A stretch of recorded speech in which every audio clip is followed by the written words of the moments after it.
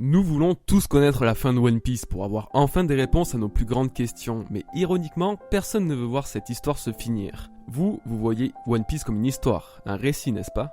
Vous suivez les aventures de Luffy dans sa quête du trésor légendaire qu'est le One Piece, on est d'accord. Et si je vous dis que nous ne sommes pas les seuls à suivre One Piece comme une histoire et que cette histoire est actuellement racontée à toute une génération après celle des Mugiwara, que tous les événements passés, présents et futurs que l'on peut découvrir dans One Piece soient simplement une narration du récit légendaire du roi des pirates Monkey D. Luffy par un autre personnage présent dans cet univers sans fin. Ce personnage ne serait autre que Sabo, le frère de Luffy, et de nombreuses années sépareraient l'obtention du titre de seigneur des pirates par Luffy à sa légende retransmise par Sabo qui, d'après ma théorie, nous serait racontée actuellement. Yo les bros, c'est Goji. Je suis très heureux de vous retrouver pour cette nouvelle théorie et surtout de vous la présenter. Je vous l'ai teasé sur Twitter et YouTube en disant qu'elle changera sans doute votre vision de One Piece. Et même si je m'avance peut-être un peu, je suis persuadé que vous l'approuviez ou non, cette théorie vous fera voir l'histoire d'une façon différente. Je vous laisse juger si cette théorie vaut tant le détour, mais en tout cas les amis, n'hésitez pas à laisser un petit pouce bleu si elle vous plaît. Vous savez à quel point ça peut m'aider à avoir un meilleur référencement. Donc avec un simple petit clic, vous participez directement au développement de la chaîne. Merci à vous si vous le faites. Donc revenons-en à la théorie. Je vais tout vous expliquer afin que vous compreniez comme il se doit le fond de ma pensée. Attention, je vous conseille de vraiment la regarder jusqu'au bout car les éléments coïncideront tous au final. D'ailleurs, pour mieux structurer ça, je vais comme à mon habitude scinder la vidéo en plusieurs parties. La partie 1 est donc l'explication de la théorie. Je vais poser les bases. La partie 2 est le développement de la théorie. Je vais rassembler les éléments ensemble pour donner quelque chose de cohérent et vous comprendrez ainsi pourquoi je pense que cette théorie tient vraiment la route. La troisième partie sera bien sûr la conclusion. On verra les choses qui peuvent aller à l'encontre de cette hypothèse, ce qui est bon à garder et bon à jeter. Bon, maintenant installez-vous confortablement, n'ayez crainte du spoil car il n'y en a pas, et commençons par la partie 1. Vous devez sans doute avoir déjà lu les petites cases narratives écrites pour marquer la fin d'un arc, toujours très poétique et qui marque d'une certaine façon la morale de l'arc que l'on vient de lire. Comme moi au début, vous vous êtes jamais réellement posé la question de qui ça pourrait être. La réponse la plus logique serait bien évidemment que ce soit les pensées d'Eiichiro Oda lui-même. Mais si ce n'était pas lui. Après tout, une personne dans l'univers de One Piece est particulièrement bien placée pour être le narrateur de l'histoire. Et bien évidemment, si je parlais de Sabo un peu plus tôt, ce n'est pas pour rien car d'après ma théorie, ça serait lui le narrateur. Ça serait lui qui est actuellement en train de raconter l'histoire de Mugiwara no Luffy à une génération future.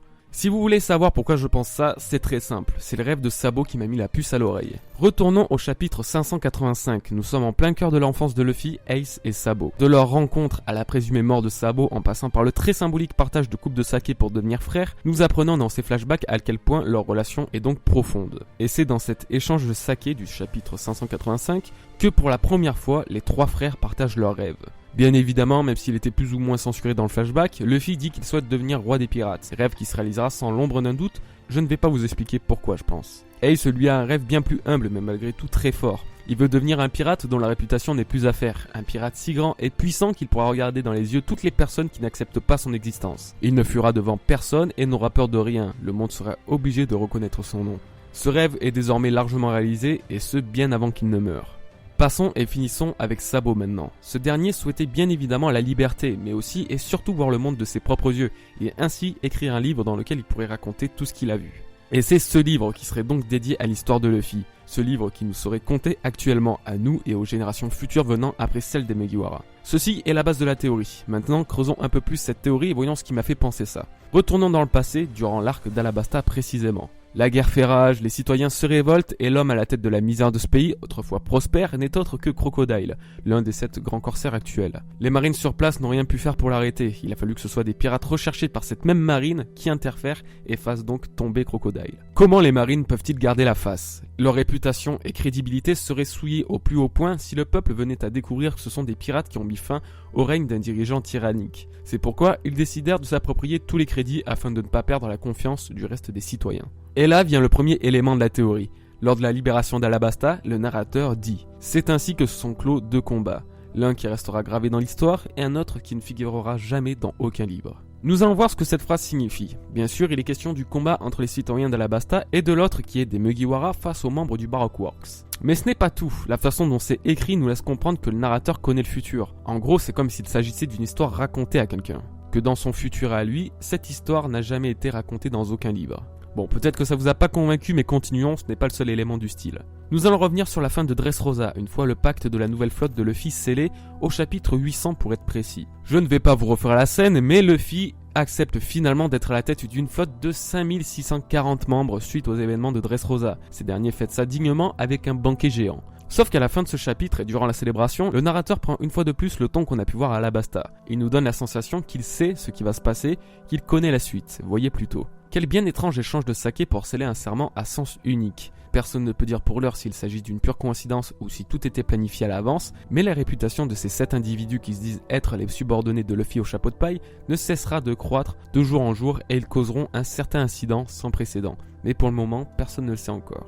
Bon là, ça se concrétise de plus en plus. Personnellement, quand j'ai lu le chapitre 800 pour la première fois, cette fin m'avait vraiment paru bizarre. En plus d'être bien évidemment intrigué par le fameux futur incident de la flotte, je me suis dit que le ton pris était curieusement similaire à ce qu'on avait pu lire par le passé et que le narrateur, en plus d'être présent dans l'histoire, connaisse le futur. Mais c'est pas tout, et c'est là que ça devient réellement intriguant d'après moi. Nous allons retourner tout juste avant l'ellipse. La guerre au sommet opposant les pirates de Barbe Blanche à la marine vient de finir et nous avons quelques aperçus des lieux où les Mugiwara allaient passer les 2 prochaines années séparées. Celui qui va particulièrement nous intéresser est Franky. Enfin, ce n'est pas son entraînement ou le lieu qui va nous intéresser, mais surtout les événements. Vous devez sans doute vous rappeler quand Franky, tel un boulet, déclenche l'explosion de l'ancien laboratoire de Vegapunk sur Baltimore, l'île native de ce dernier. Ayant vu une tête de mort sur un bouton et le confondant malencontreusement avec un symbole pirate alors qu'il s'agissait en fait d'un système d'autodestruction, Franky a littéralement rayé la carte le laboratoire du professeur Vegapunk. Et c'est là qu'on retrouve une fois de plus un sous-entendu que le narrateur connaît le futur, car il est écrit, et c'est ainsi que l'incident qui sera plus tard connu sous le nom du cauchemar de Baltimore frappa le pays du futur. Le plus tard dans la phrase n'est clairement pas anodin et laisse sous-entendre un futur éloigné.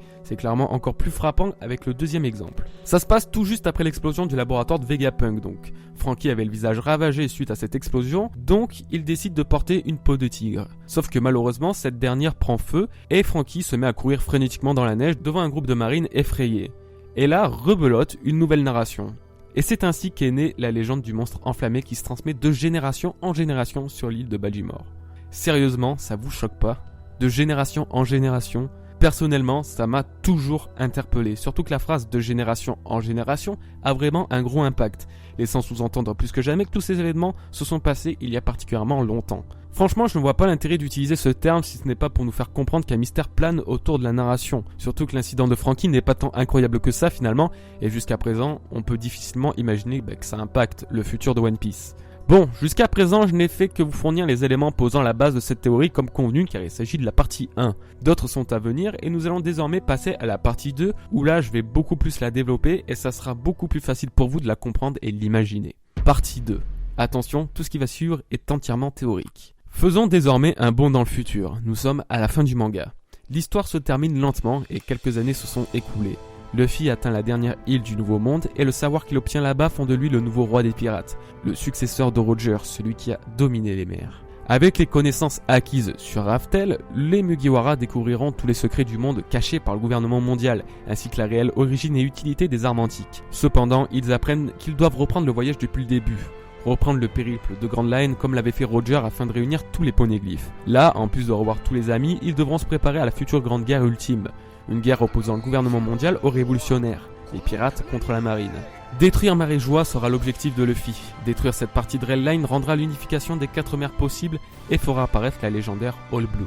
Mais la destruction du siège des dragons célestes et du gouvernement mondial est surtout primordiale pour libérer le peuple de leur oppression, affranchir leurs esclaves et rendre enfin possible la vie pour les hommes poissons à la surface sans craindre la haine des humains véhiculée par le gouvernement. Une fois le peuple libéré de leur entrave, la vie pourra poursuivre et sera bien meilleure. Cependant, tous ces événements, tous les combats que Luffy a dû mener pour défendre ses convictions et rendre le monde meilleur, l'épuisera. Comme cela est sous-entendu depuis déjà pas mal de temps, Luffy n'aura plus beaucoup de temps à vivre. Son espérance de vie touchera progressivement à sa fin dû aux excès incroyables qu'il a dû faire dans sa vie pour vaincre ses ennemis. Gardez en tête que ces événements se passeront bien longtemps après la période actuelle dans One Piece. Plusieurs choses me font dire ça, notamment car Luffy est encore en manque de puissance pour être roi des pirates maintenant, alors que Roger lui-même a mis de nombreuses années à conquérir les mers. Et surtout car je me base sur la légende d'Otohime à propos de la princesse sirène guidée par l'élu. Je m'explique. Dans cette légende, Otohime explique que la princesse sirène qui communique avec les rois des mers, donc Shirahoshi dans notre cas, sera guidée par une personne et un grand bouleversement se fera ressentir dans le monde. Cet élu est bien entendu Luffy. Pour toutes les raisons que j'ai citées plus tôt, et en regardant le personnage qu'Oda a dessiné pour le représenter, il ne fait aucun doute qu'il s'agit de lui. On peut en particulier distinguer que si c'est bien Luffy représenté sur cette image, il est clairement plus vieux qu'actuellement. Bien qu'ayant la même silhouette, il est plus grand et ses cheveux sont plus longs. Cet indice volontairement laissé là par Oda nous laisse comprendre que Luffy ne sera pas le roi des pirates à son âge actuel qui est de 19 ans. Pour en revenir à ce que je disais plus tôt concernant son espérance de vie, je suis convaincu depuis longtemps que Luffy succombera de tous ses excès passés. Les utilisations sans limite de gear, les hormones d'injection d'Ivankov, les contre-coups de tous ces combats vont se faire ressentir à ce moment-là. Et c'est ainsi que la théorie principale de cette vidéo prend tout son sens. Sabo, dont le mouvement révolutionnaire n'est désormais plus aucun sens, étant donné que le gouvernement mondial n'est plus, décide enfin de se consacrer à son rêve, écrire un livre sur toutes les aventures qu'il a vécues. Mais lui vient là une autre idée, écrire l'histoire de son frère Monkey D. Luffy. Lui qui a changé le monde.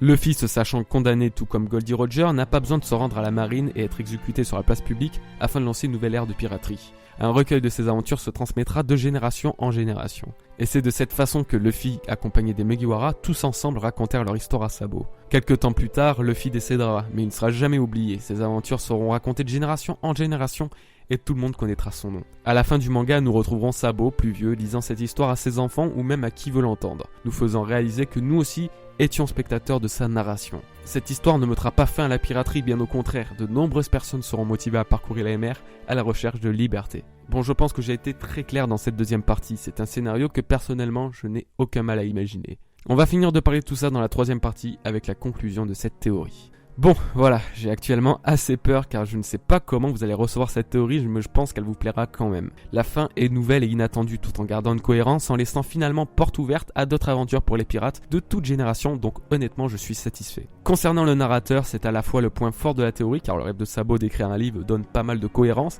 et à la fois un point sensible car il y a de nombreux personnages qui pourraient être aussi passionnés par Luffy pour en écrire une histoire. Bartholoméo par exemple aurait pu être un bon candidat ainsi que Nami étant donné qu'elle a vécu toutes ses aventures en chair et en os. Mais personnellement je reste sur l'idée que ce soit Sabo. Après tout, pourquoi le réintégrer dans le manga s'il ne tient pas une place importante dans l'avenir à l'instar d'Ace? Surtout que Oda porte un traitement particulier à Sabo. Son histoire, ses compétences, son développement, on voit qu'il veut progressivement le mettre au premier plan et ça, je trouve ça très intéressant. Si certains sont un peu réticents au sujet d'un livre sur Luffy et son histoire, rendez-vous compte que c'est déjà énormément présent dans One Piece finalement. Je pense notamment à l'histoire de Norland, le roi des menteurs. Tous les événements se sont déroulés il y a plus de 400 ans et pourtant tout le monde continue à en parler. La preuve avec Sanji qui dit qu'il s'agit d'un conte très connu sur North Blue et ailleurs. Il y a aussi Bragman, un livre d'aventure que possède Nami qui semble aussi particulièrement connu. Donc voilà, le concept d'un recueil est loin d'être unique et exceptionnel dans One Piece. Après, il y a énormément de phases de narration dans One Piece qui ne donnent pas cette impression que le narrateur connaît le futur, comme j'ai pu le dire plus tôt, mais qui peut quand même laisser supposer qu'il s'agit d'une histoire racontée à quelqu'un. Libre à vous de les lire par vous-même et vous faire votre propre avis, les amis. Je pense avoir tout dit et je vous laisse donc la parole en commentaire. Dites-moi ce que vous en pensez, donnez-moi vos points positifs ou vos points négatifs. N'hésitez pas aussi à me montrer votre soutien en laissant un petit pouce bleu si cette vidéo vous a plu, ou même à la partager à vos amis si vous pensez qu'elle le mérite. Si vous n'êtes pas abonné à la chaîne, c'est le moment de le faire. Je vous souhaite donc une bonne continuation les bros, peace.